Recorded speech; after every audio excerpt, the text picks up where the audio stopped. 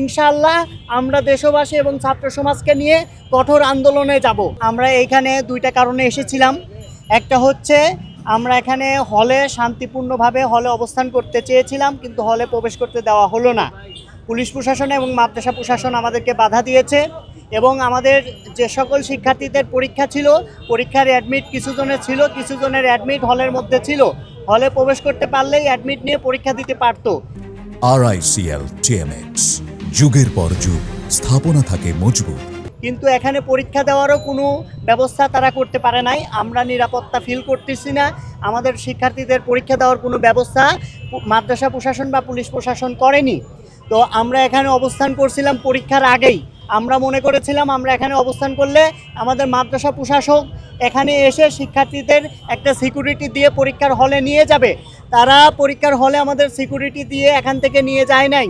Already পরীক্ষায় 1 ঘন্টা হয়ে যাচ্ছে, আমাদের এখানে নিয়ে যাচ্ছে না।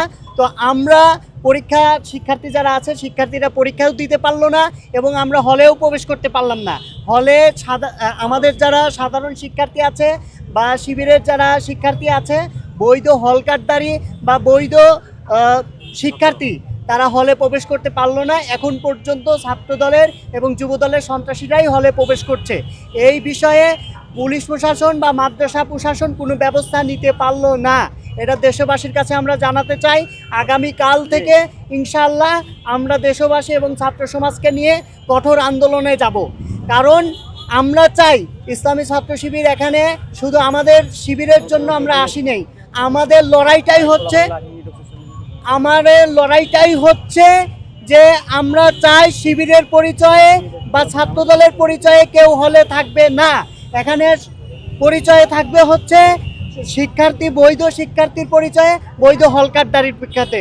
আমরা আগামীকালকে কঠোর কর্মসূচি ঘোষণা করব